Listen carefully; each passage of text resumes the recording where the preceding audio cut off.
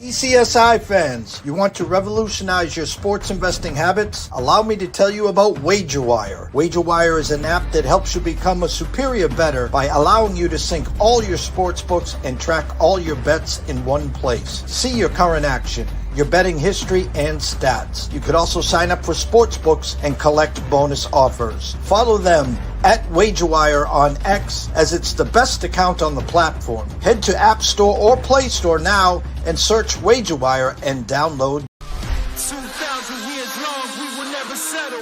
Hard days, no way, with a heavy metal. No time, no fail, won't stop here. Like a torch to a flame when it burns hot.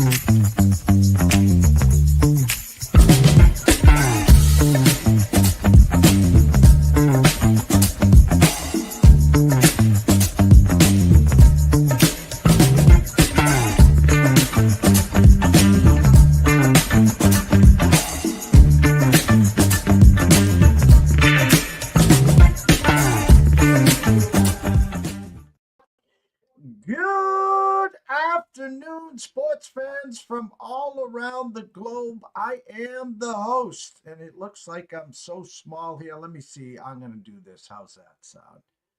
Jeff Dawson, East Coast Sports Investors, and it is that time. Good friend, colleague, Mr. Travis Geiger, CXO of WagerWire. Our Friday spot, pulled it back a couple hours. Life gets busy. It's the new year. And we're excited here as Travis, back from his trip to the Rose Bowl, Pasadena, excuse my French, the ass whooping the Ohio State Buckeyes put on the Oregon Ducks. And we're going to talk about his experience. We're going to talk about Calvin Smith. If you don't know him, you're going to find out today. And we're blessed and honored to say Monday morning, 10:30 a.m., the Cornflakes and Crack Show with Bill Krackenberg. Well, at 11:05, Calvin Smith will be on talking about this journey. Almost 500,000 reasons to root the Buckeyes home in the Cotton Bowl against the Texas Longhorns, if win, and then the championship game versus Notre Dame or Penn State Nittany Lions. So let me bring Travis on. We got a big show here. Everyone start piling in from WagerWire. Calvin, everyone here, come and enjoy us. It's going to be a fun show. So let's bring him in. Mr. Travis Geiger. What's up, T? How you doing, Jeff? Well, I'm doing okay. We had the stage set up, so I hope I didn't ruin it. But no producer, just me wearing 25 hats. Happy New Year. How are you? I'm great. Happy New Year to you and everyone watching. Well, you're here. And a couple of days ago, I wish I was with you, Calvin, and guests. Talk about the experience. Not the first time you've been to the Rose Bowl. I know that being a UCLA grad, but this was a big-time experience. This was different than I've ever seen the Rose Bowl. I've been there many times. And one of the things about the Rose Bowl being your home field, it's pretty cool, but it's not on campus at all. It was dry at the time and super hot, and our teams weren't particularly good. So the Rose Bowl never really filled up, except for when we played USC, and we had some great runs against USC. But even then, sometimes they'll block off the UCLA letters at the top or something like that. This was a proper sold-out Rose Bowl, and it was electric. Well, the game we all expected early, I think week 5, I think, in the regular season, Ohio State goes into Eugene, was about 1 point underdogs against Oregon, came out 1 point loss. Actually, no, I think Ohio State might have closed 1 point favorites, but meaningless. Oregon beats them by 1. So we were waiting for that Big Ten rematch in the conference championship game. But Ohio State lost to Michigan. So they were outside looking in. And looking back, this was the greatest gift of all for Ohio State Buckeyes, their fans, and of course Calvin Smith. They were outside looking in. They get to host Tennessee. They mauled Tennessee. Now they got the revenge game against the Ducks. If you were there for kickoff and then, let's say, had to run an errand, you came back and your eyes were 31 to what? What did you witness? Calvin said, "We don't want no sweat." So for any, if you wanted to pull up X, Jeff, we can share with the good people some of our POV of us with Calvin at the Rose Bowl. So for everyone who doesn't know, Calvin is an iconic bettor who had a 3-leg parlay that needs Ohio State to win the Natty. All right, it was Scheffler to win the Travelers, check. It was Tennessee to win the College World Series, check. And now OSU.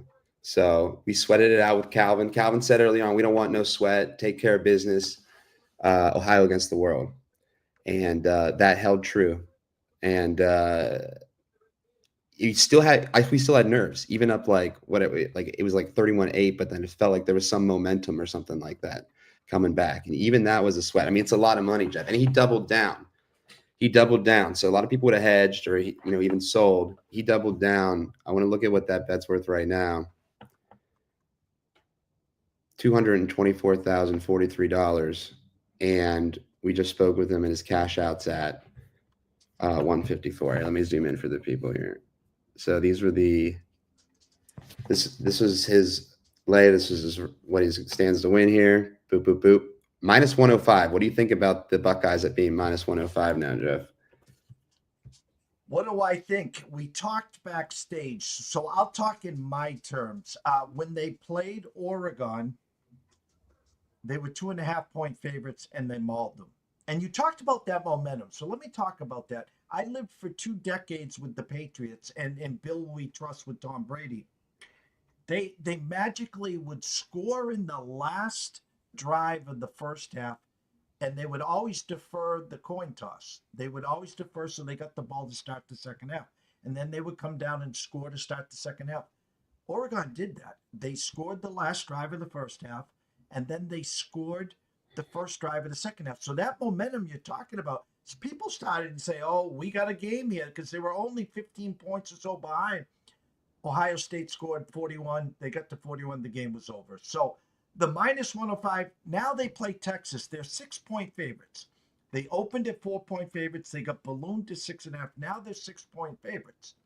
So the money line, I think, is around minus 200 or so, probably even a little more than that. And then they face, if they win, excuse me, the winner of Notre Dame and Penn State. And I said there'll probably be at least 3.5, 4-point favorites there. So I think the minus 105, Travis, is fair right now. What if they beat Texas? What does it go to? Whatever the money line is against those two, they'll probably be minus 2 and change, I would guess, because it's down to one game then. Because now you got 4 teams, so you got 3 others that can beat, obviously Texas, and then the winner of Notre Dame or Penn State. What do you think? So what are their money line odds in the championship game? Yeah, that's essentially the max value that this, or what do you think? So if they're minus 105 right now, still having to win 2 games, this game and then the championship game, right? So if I pulled up my app right now and went to Circa and I gave you, let me just log in.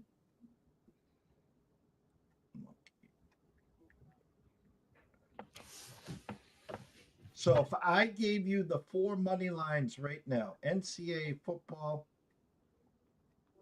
champion or not, Notre Dame is plus 400. Ohio State is minus 105. Penn State's plus 525. Texas is only plus 335. So the winner of this game will obviously be the favorite in the championship game. So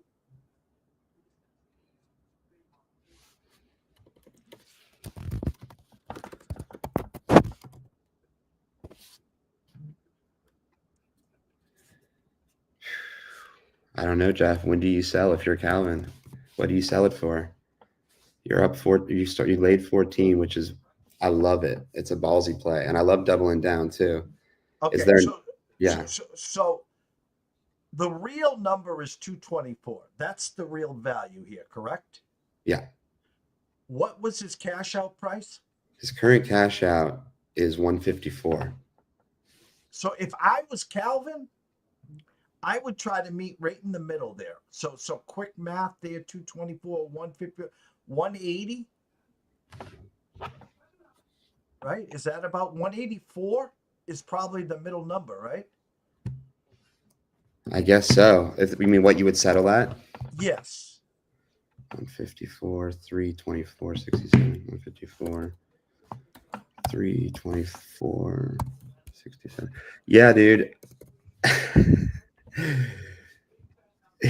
I guess you try to get 200K out of it if you're him. If you want to, that's just still like a little cocky, but I mean, let's be realistic here. He's got a second ticket. Correct? I mean, and he believes in the Buckeyes, and I do too. I don't know. Okay. Do you? But you put up 14 grand. If someone called you up today and says, "Here, I'll give you $184,000," and you can turn around, hey, the real value is 224. Yeah, but your cash out value is 154. So I'm going to meet you in the middle. I'm going to hand you 184. So you netted $170,000 on a $14,000 play, and he still has his second ticket where he can sweat that one. And then if you're the person that just bought that bet in that scenario, you were probably going to immediately hedge it out, right? Correct. And then you would just be way in the money versus a normal hedge because you bought it at a discount. Correct. That's the beauty of WagerWire. Right. So Russell Saylor said right now, the Ohio State no is minus 119. The no pays 190,000 on a straight hedge.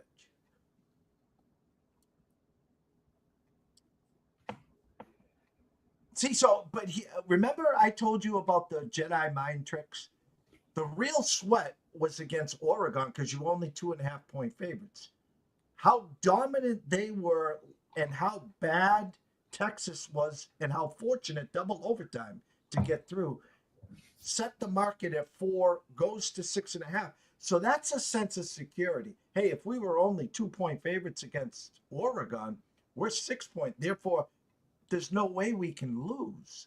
But this is a big time opponent that did not play well.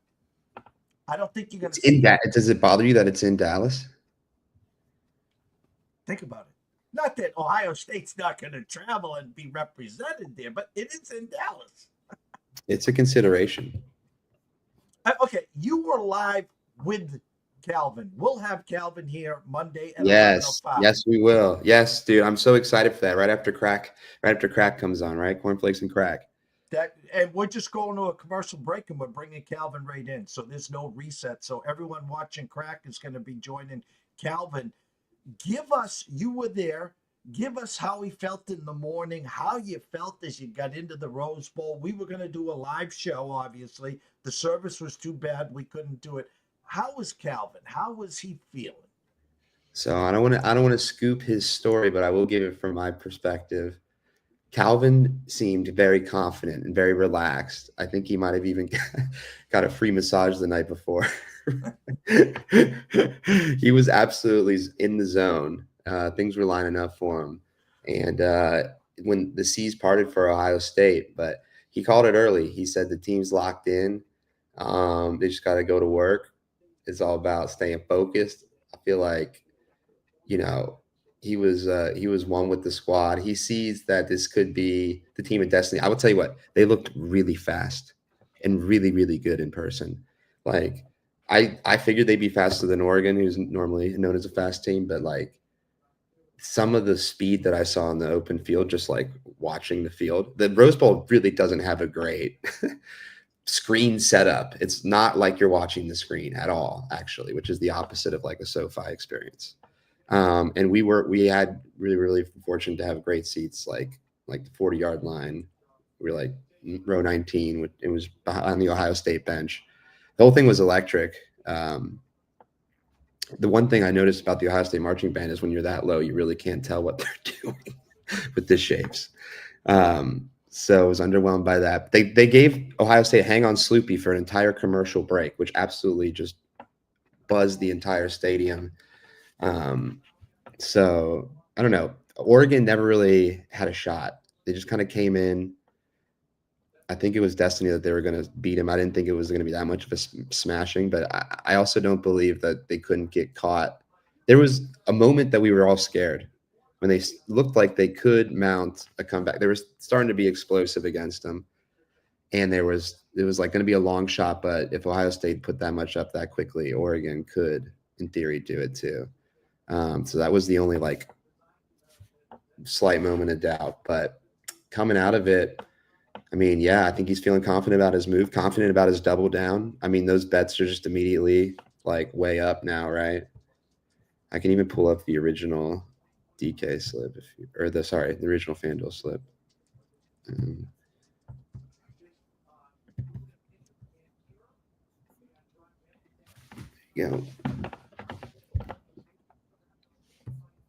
Yeah, slip of destiny.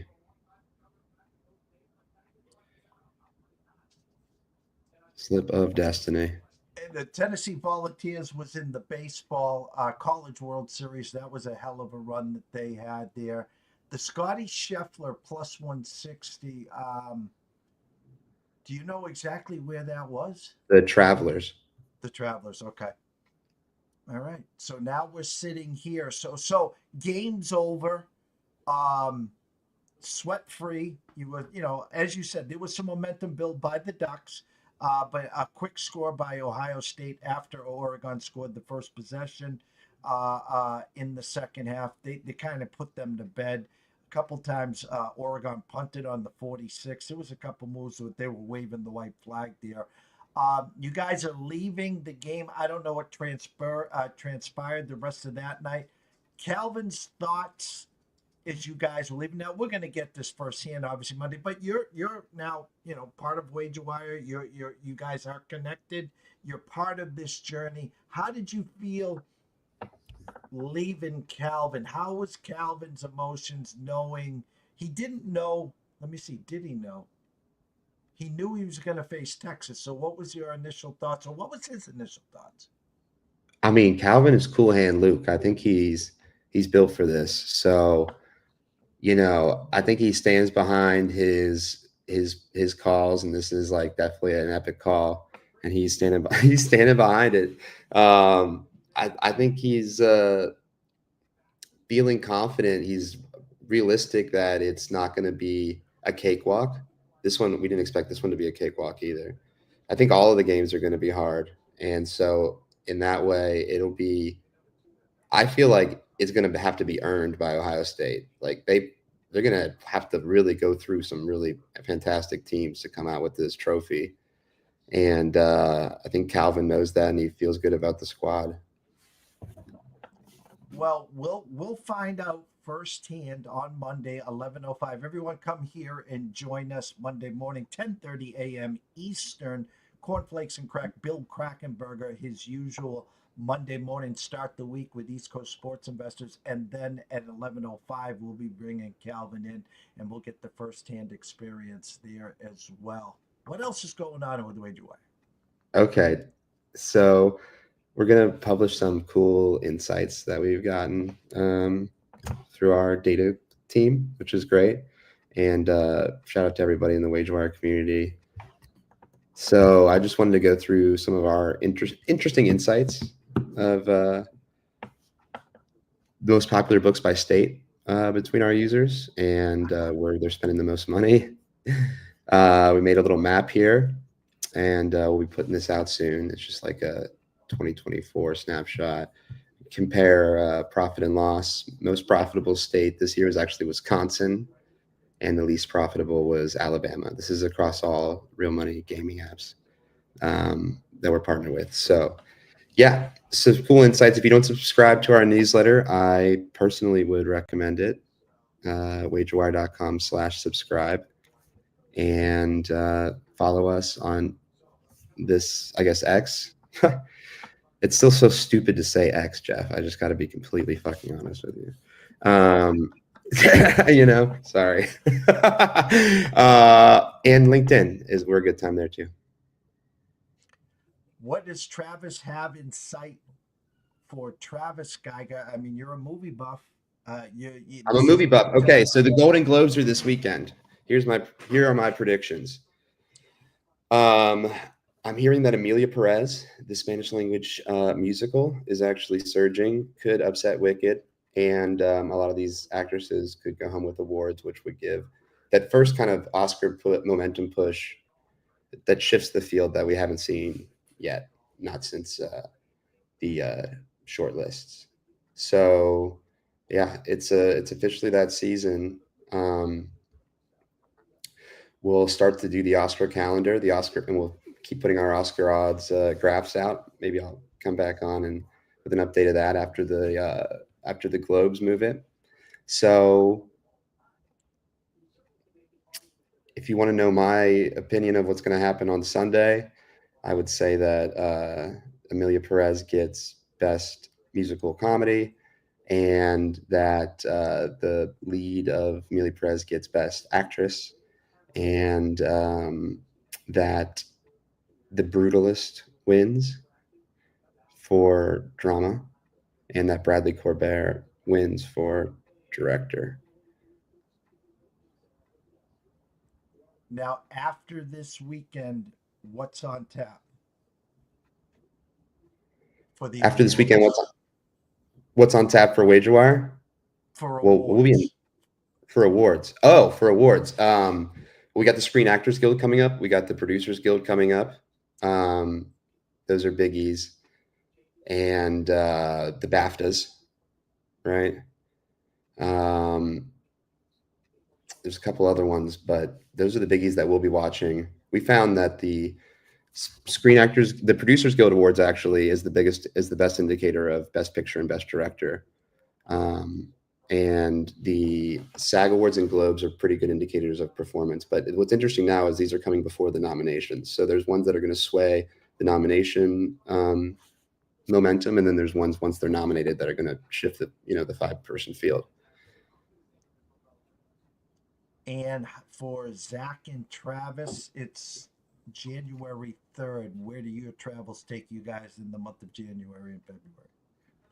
Week after next, we will be in Barcelona. I'll be presenting at a conference, and we'll be, running media out of their TV studio. So stay tuned for that.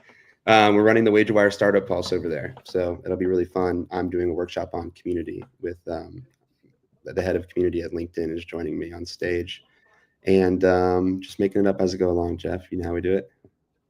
And lastly, on our last show, you were talking about hiring.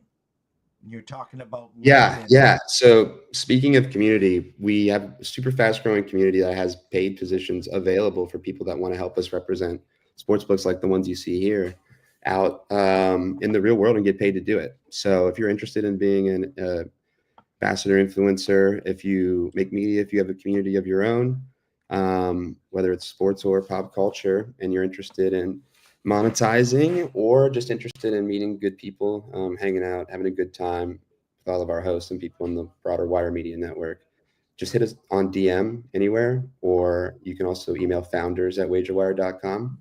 It's you there too, and check out our app. Well, everyone here, we couldn't have done it without you. 2025 is going to be epic with WagerWire, the Wire itself, whether it's global awards, whether it's Hollywood, whether it's Barcelona, whether it's Calvin Smith and the Ohio State Buckeyes with Amber Holly, of course, winning the national title. There'll be other people that we're going to bring along throughout this journey of 2025. As I said in the intro, head on over to Google Play, download the app, wagerwire.com. It's free.